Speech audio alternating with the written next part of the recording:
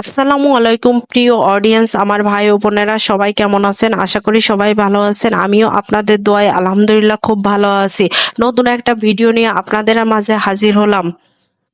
গ্রাম বাংলায় একটি প্রবাদ আছে, হাতে না মারতে পারলে ভাতে মারবো তোমায়। ঠিক তাই করলো আমার একমাত্র কলিজার টুকরা স্বামী। সকালে একটু কথা কাটাকাটি হয়েছে, ঝগড়ার এক পর্যায়ে জিততে না পেরে রাগ করে ঘরের বাইরে বের হয়ে গেল। কিছুক্ষণ পর সে ফেরত আসলো, হাতে দেখি বিরাট বড় সাইজের একটি কাতলা মাছ, প্রায় 4.5 কেজি। মাছ আনছো ভালো কথা, স্বাভাবিক, কিন্তু এত বছর বিয়ে হয়েছে কখনোই তো দেখি নাই যে মাছ কেটে ছাড়া আনতে, বিশেষ করে বড় মাছ সর্বদাই কেটে আনো, কিন্তু আজকে কি হলো? আস্ত মাছটা নিয়ে চলে আসছো বাজার থেকে। আর বুঝতে বাকি রইল না ঠিক ঘটনাটা কি। রাগ করে ঝগড়া করে তো জিততে পারে না, এবার মাছ কেটে বোঝো কেমন লাগে। কষ্ট অন্য দিক দিয়ে দিবে, কষ্ট তো সরাসরি দিবে না। আমিও কম জিদ্দি মেয়ে না, আমিও কম জিদ্দি মেয়ে না।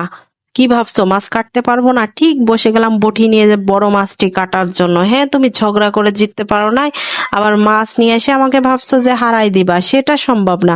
আমি মাছ কেটেই দেখাবো। ঠিক বসে গেলাম মাছ কাটতে। শেষমেশ মাছের গলাটা খুব কষ্ট করেই কেটে ফেললাম। যাই হোক, এখন মাছের ডিম বের করার পালা। ডিম তো কোনো মতেই বের করতে পারি না। ওরে স্বামীকেই আমি ঝগড়া করে জিততে দেই নাই, আর বেটা তুই মাছের ডিম বের হবি না, তোকে আমি টেনে টেনে বের করব মাছের ডিম, তুই বের হতে বাধ্য। কেন বের হবি না? অনেক যুদ্ধ করে শেষমেশ মাছের ডিমগুলা বের করতে পারলাম, আলহামদুলিল্লাহ।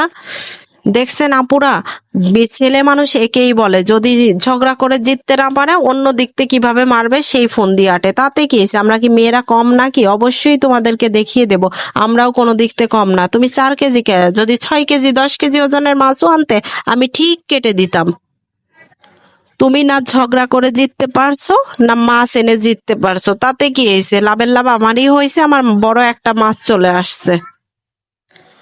আজকের মতো এই পর্যন্ত। By bye, tata. যদি আমার ভিডিওটি ভালো লেগে থাকে অবশ্যই লাইক কমেন্ট শেয়ার করে আমার পাশে থাকবেন। আর কার কার স্বামী এই ধরনের কাজ করে প্লিজ কমেন্ট করে জানিয়ে দিবেন।